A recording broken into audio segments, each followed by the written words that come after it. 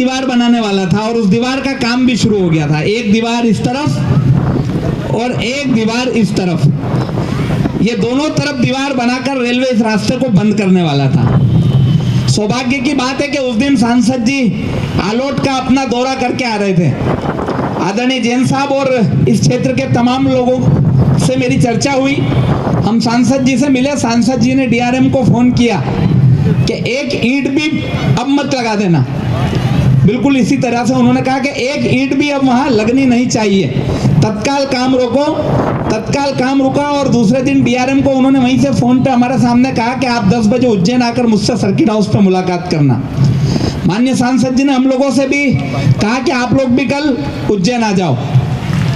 हम लोग दूसरे दिन उज्जैन गए और बहुत स्पष्ट शब्दों में माननीय सांसद अनिल फिरोजिया साहब ने यह बात डीआरएम को कही कि कुछ भी हो जाए, किसी भी कीमत पर ये दोनों दीवारें नहीं बनेगी। आप तो ये बताओ कि ये जमीन नगरपालिका परिषद को हमको दोगे कैसे।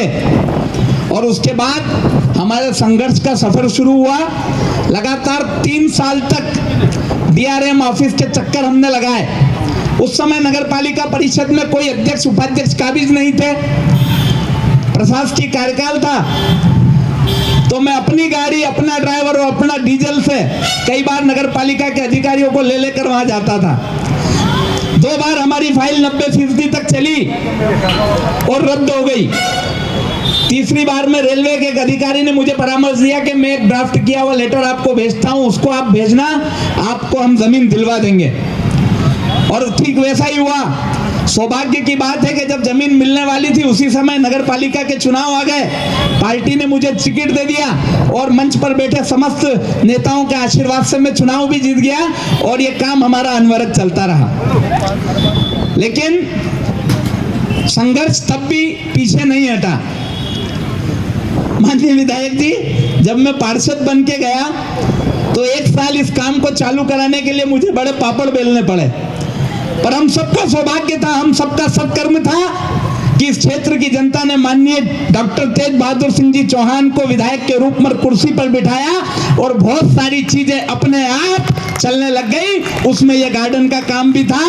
विधायक जी के विधायक बनते ही इस गार्डन के काम में आने वाले बहुत सारे रोड अपने आप दूर हो गए और तेजी के साथ इसका विकास का पहिया चल पड़ा। और यही कारण है कि 3 साल के अंदर हमने इसके तीसरे फेज को तैयार कर दिया है और काम यहाँ रोकेंगे नहीं, 4थे फेज को भी तैयार करेंगे। प्रकाश नगर का विकास यहाँ भी नहीं रुकेगा। नाला हमने बना दिया। इस बार बारिश में 5 नंबर और 4 नंबर गली में पानी घुसने नहीं देंगे। सड़क चौड़ी करनी थी तो पोल भी शिफ्ट कर दिए हैं। और आने वाली राखी के दिन मंच पर बैठे ये समस्त नेतागण आप सबके बीच में फिर आने वाले हैं एक बड़ी सौगात को लेकर।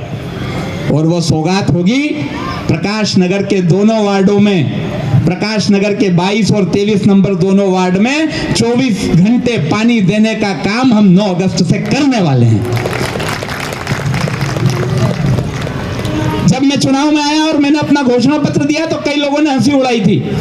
कई लोग हंसे थे कि ना भूतो ना भविष्यति, ये संभव नहीं है। लेकिन मंच पर बैठे ये तमाम नेताओं का आशीर्वाद था, संबल था, जिसके चलते ये सारे विकास कार्य प्रकाश नगर के हो गए हैं। और इसके अलावा जितने वादे मैंने अपने घोषणा पत्र में किए थे, अपनी मैनिफेस्टो में जितने वादे मैंने यहाँ की जनता से किए थे, एक एक वादे को 5 साल के पहले पूरा करने वाला हूँ। मुझे कहते हुए बहुत गर्व है इस बात का कि जब परेशानियां आती है, दिक्कतें आती है तो समाधान भी आता है। और जब भी इस तरह की दिक्कतें आती है, कई बार जब मंच पर बैठे हमारे आदरणीय डॉक्टर साहब, आदरणीय सुल्तान सिंह जी भाई साहब, आदरणीय राजेश भी, आदरणीय नगर पालिका अध्यक्ष जी से बात करते तो उसके समाधान निकलते हैं। लेकिन मैं बस ये बताना चाहता हूं कि संघर्ष आपके काम के साथ अनवरत चलने वाला है, वो किसी भी तरह का हो। और वो संघर्ष अंतिम दिनों तक, आपकी अंतिम श्वास तक चलता है, चलेगा और चलता रहेगा। लेकिन आज हम सबके लिए सौभाग्य का विषय यह है कि हम इस गार्डन के तीसरे फेज का उद्घाटन तो कर ही रहे हैं, साथ ही यहाँ पर हम एक 71 फीट का तिरंगा भी लहरा रहे हैं। और इस सड़क का नाम, जिसको हम आप सब लोग अप्रोच रोड के नाम से जानते थे, आज से यह सड़क छत्रपति शिवाजी मार्ग के नाम से जानी जाएगी। बहुत सुकून मिलता है। माननीय विधायक जी, जब मैं शाम को यहाँ बैठता हूँ आकर और छोटे छोटे बच्चे आकर भारत माता के श्री चरणों में नतमस्तक हो जाते हैं, वे आकर भारत माता को जब प्रणाम करते हैं, उनके संस्कार देखकर, उनकी भावना देखकर, उनकी श्रद्धा देखकर लगता है, मन को संतोष होता है कि जीवन में कोई एक अच्छा काम का मैं निमित्त जरूर बना। कहने और सुनने के लिए बहुत सारी बात है, लेकिन समय की अपनी मर्यादा है और हमको सूर्यास्त के पहले झंडा वंदन भी करना है। मैं आप सबके प्रति बहुत सारी कृतज्ञता व्यक्त करता हूं, आप सबको प्रणाम करता हूं, आप सबकी उपस्थिति को प्रणाम करता हूं।